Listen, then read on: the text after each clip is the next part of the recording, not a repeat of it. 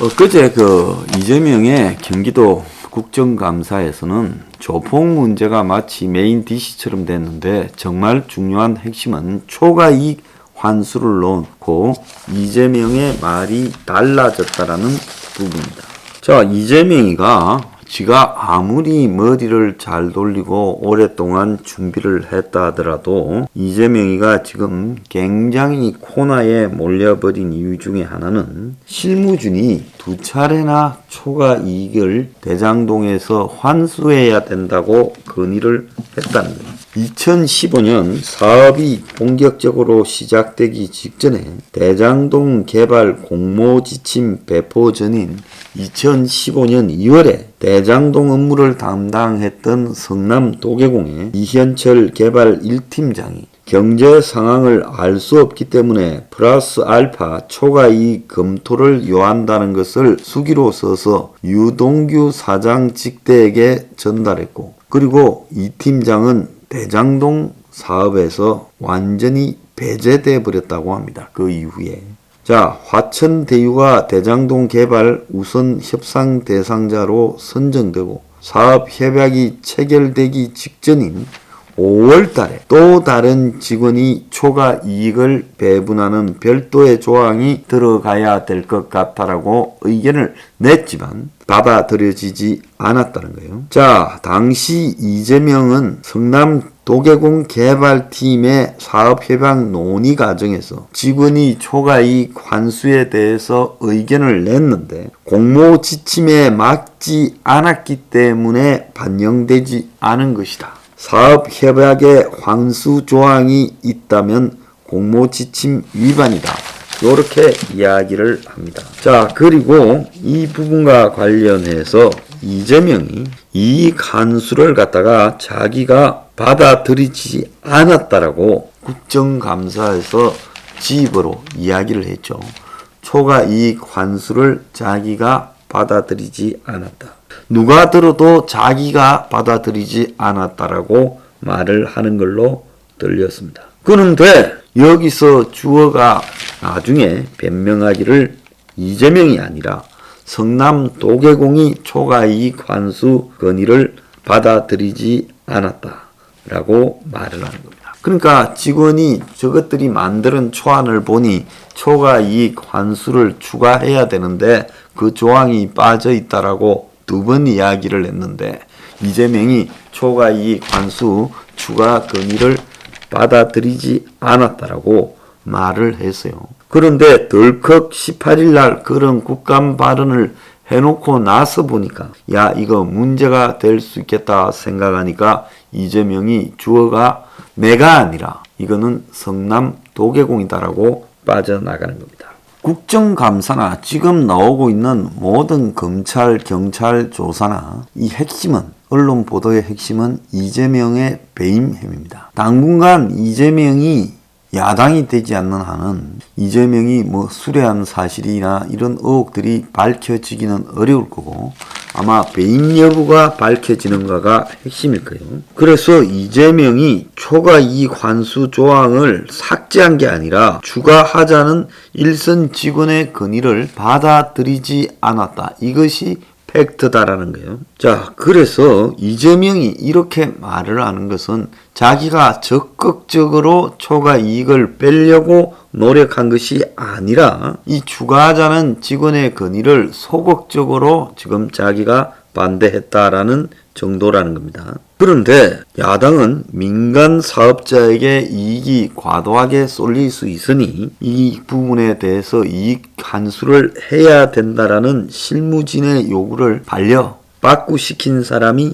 이재명이다. 그래서 초과이익 환수 조항이 삭제됐는데 이익 배분은 도시개발의 핵심 사항이라 시장에게 당연히 보고되었을 것이다. 그래서 시장이 이것을 반려했다라고 해석하는 것이 당연하다라고 입장을 가지고 있어요. 논란이 커지자 이재명은 본인이 실무진의 초과이익 환수를 이 조항을 넣자는 말을 직접 반려했다는 게 아니라 성남 도계공이 그랬다고 주어를 자기에서 성남 도계공으로 옮긴 겁니다. 결국 자기가 초과이익 환수 조항을 삭제하거나 반대를 직접적으로 했다고 하면 이미 구속된 유동규와 배임 공범이 될 수 있다는 겁니다.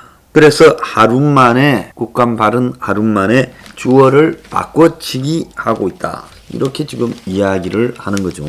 야당 의원은 국감장에서 초과이익 환수 조항이 포함되어 있었는데 그것을 이재명이 삭제시켰다 하니까 이재명이 말하기를 삭제가 아니라 그런 걸 넣자는 추가하자는 초과이익 환수 조항을 추가하자는 일선 직원의 건의를 받아들이지 않았다는 겁니다.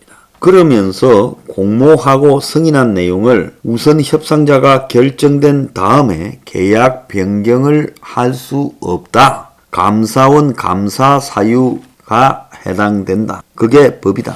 그러니까 이미 공모할 때는 초과이익 환수 조항이 없었는데 공모해서 사업자를 정해놓고 뒤늦게 그 지침을 바꾸자고 하는 것은 있을 수 없는 일이다라고 말을 했어요. 자, 이재명 측은 수익 배분과 관련해서는 사업협약에서 세부적으로 규정한다 해놓고 공모 지침 별첨 자료에 공사는 임대주택 용지 상당액만큼 배당 우선주를 발행하고 이를 현금으로 정산할 수 있도록 했다.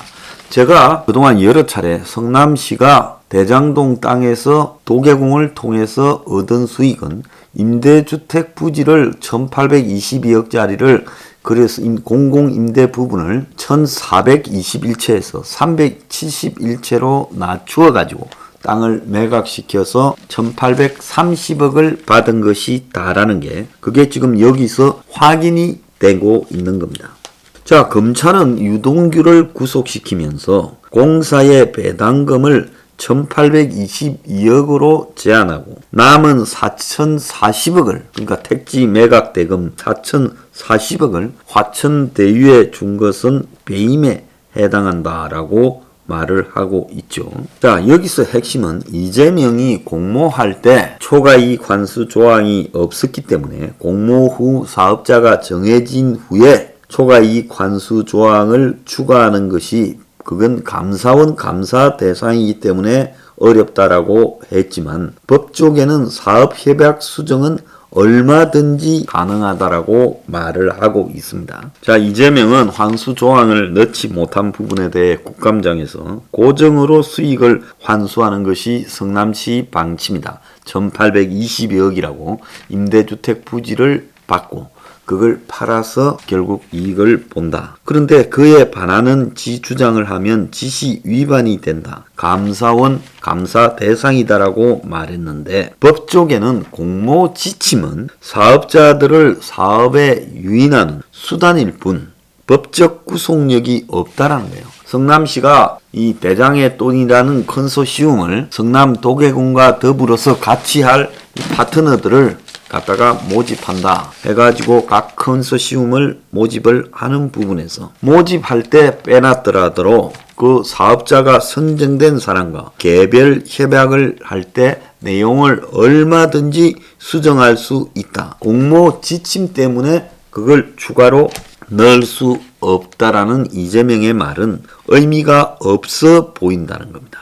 자, 이재명은 2017년 6월 터널 공사비 1,100억을 민간 사업자에게 추가로 부담시켰다고 했지만은 이를 두고 권한에 없는 일 한 것이다. 인허가권을 남용했다고 비난받을 사항이라고 말을 했습니다.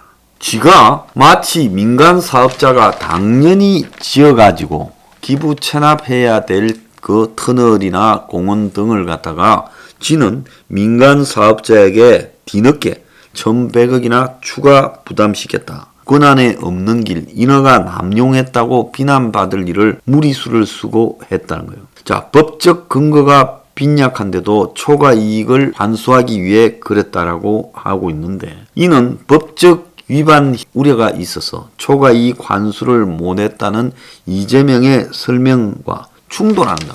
그러니까 돈을 갖다가 환수하는 것은 공모 지침과 위배되어서 뒤늦게 그 돈을 환수하려고 하는 부분은 법적 위반이다. 그래서 그걸 넣지 못했다. 감사원 감사 대상이 돼놓고 2017년에 가서 터널 등과 관련되는 비용을 1,100억이나 더 부담시켰다라고 하면서 법적 위반을 감수하면서도 내가 이렇게 성남시에 많은 수익이 돌아오게 했다라고 자랑하는 것은 앞뒤가 맞지 않는다는 겁니다. 자, 공모 때 없던 초과 이익 환수 조항을 나중에 넣는 걸 민간 사업자가 받아들이면 민간 사업자 주주들이 배임 문제를 제기할 수 있다라고도 하지만은 민간 합동 사업에서 민간이라는 것은 철저하게 어리고 이 갑인 공공단체가 기관이 을에 대해서 안 받아들이면 협상 깨겠다 하면 끝나는 거 아니에요? 그래서 울며 겨자 먹기로 동의할 수밖에 없다. 전국 어디든 그럴 거라는 거예요. 마지막으로 이제 부동산 경기가 나빠졌다는데 2015년 무렵에 실제로 이 부동산 경기가 되살아나던 시점이라서 그 지역이 분양 안 될 거라는 부분은 그거야말로 쓸데없는 변명에 불과하다. 자, 그래서 이재명이 환수조항 거부가 팩트라고 했다가 지가 환수조항을 추가하자라는 건의를 위법 혐의가 있어 거부했다라고 했다가 지가 거부했다라고 하게 되면 배임으로 될까봐 이제 말을 바꾸어서 성남 도계공이 거부했다라는 거. 이렇게 이야기를 하는 겁니다. 그래서 최종 결정권자가 실무진의 경고를 사전에 인지하고도 묵살하고 결과적으로 성남시에 돌아올 이익을 적게 만들어서 손실을 끼쳤다면 배임 혐의가 성립이 되고 이재명이 초과이익 환수 조항이 들어가야 된다라는 보고를 받았다면 그 자체만으로 배임 혐의가 성립된다. 초과이익이 시로 귀속되게 노력을 해야 될 시장이 업무를 갖다가 위배했다. 그래서 이재명은 대장동과 관련해 배임죄를 저질렀다는 걸 자백했다는 겁니다. 자, 이재명은 배임이 되려면 성남시에 손해를 끼치려는 의도가 있어야 되지 않나는데 변호사가 배임 의미를 모르는 모양이에요. 손해를 끼치려는 게 아니라 더 받을 수 있는 이익이 있었는데 그걸 안 받았다. 그리고 그걸 민간에게 몰아줬다고 하면 그것도 배임이라는 겁니다. 자, 이재명의 이런 주장의 핵심은 야당은 현 시점에서 땅값이 크게 올랐으니까 결과론적으로 이런 이야기를 하지 부동산 폭등이 예상되지 않던 시점에서 이재명이 그렇게 고정이익을 받은 것을 잘못이라고 할 수 있느냐? 나중에 고정이익 박아놓고 나니까 저쪽에서 이 땅을 파는 과정에서 부동산이 확 오르고 또 분양하는 과정에서 확 올랐어. 이익을 봤다는데. 그럼 여기서 하나 묻겠습니다. 자꾸 이재명은 부동산이 폭등이 되어서 자기가 그걸 예상하지 못했다는데 이재명은 분명히 처음에 1,100만 원에 분양하겠다고 했습니다. 그러면 당연히 초과 이익을 환수해서 1,100만 원으로 분양하게 해야지. 최대한 환수해야지. 왜 1,822억의 고정이익만 받았고 그 1,822억의 고정이익을 받으면 그 돈이 1,100만 원대의 아파트 분양을 하는데 되느냐? 턱없이 부족하죠. 그러면 시장으로서 어떻게 해야 되겠습니까? 그 돈 받아가지고 1,100만 원에 분양하겠냐? 분양가를 더 낮춰야 되니까 초과 이익을 더 환수하라고 했어야죠. 그래서 이재명의 배임에는 1,100만 원과 관련한 발언이 반드시 들어가야 된다는 겁니다. 내가 여러 차례 1,100만 원의 시장으로서 아파트를 갖다가 공영 개발해서 보급하겠다 했으면 그 다음에 아파트 사업이 시작될 때 부득이 민간업자를 갖다가 넣었다. 내가 이 아파트를 다 수용할 돈이 없거나 이랬어요. 그러면 그 민간업자들이 결국은 아파트를 갖다가 지을 때 이재명은 뭘 했어야 되겠습니까? 여기에 나오는 아파트는 1,100만 원에 분양하니까 그 1,100만 원에 분양이 가능하고 나머지 부분만 너네들이 가져가라. 이렇게 했어야 될 거 아닙니까? 그래서 이재명의 1,100만 원이 배임의 핵심이다라는 부분입니다. 자, 성남시에 주고도 남은 가격이요. 지금 얼마예요? 1조 6,381억이에요. 자, 1조 6,381억인데, 자, 여기 아파트가 몇 개 있었습니까? 아파트가요, 6,000개 정도 있지 않았습니까? 6,000개 정도요. 아까 이 한 호당 2억 5천만 원 정도 지금 분양 수익이 발생했다고 하고 있어요. 분양 수익이요. 경실련은 여기에 원가를 6억 6천만 원이라고 한 집당 봤습니다. 자, 이 대장동 아파트 원가가 6억 6천이라는 경실련 말을 그냥 믿어줍시다. 나는 이것도 말이 안 된다고 봐요. 그러면 한 집당 2억 5천만 원이 남았으면, 자, 여기에 전용 면적 기준으로 25평일 거 아닙니까? 84평방미터. 그러면 딱 보세요. 평당 1,000만 원씩 25평 하면 얼마입니까? 2억 5천만 원이잖아요. 경신년 말로 한 집당 2억 5천을 땡겨 먹었으면 이재명이 초과 이익을 환수해서 그걸 갖다가 아파트 분양 가격을 낮추는데 했더라면 그야말로 분양 원가로 딱 1,100만 원의 분양이 가능했죠. 그렇지 않습니까? 분양이 가능했죠. 1,000만 원만 낮추면 될 거 아니에요. 평당. 그러면 25평짜리면 전용 얼마입니까? 2억 5천만 원이잖아요. 그러니까 적어도 이재명은 가능한 일을 조금만 생각해보면 할 수 있는데 하지 않았다는 겁니다. 결국 이재명은 1억 1,000만 원을 주장하고 그걸 실행에 옮기려고 하지 않았다. 그러면서 1,822억만 고집했다는 것이 배임이다는 겁니다. 이 이야기를 왜 안 합니까? 법조인들이?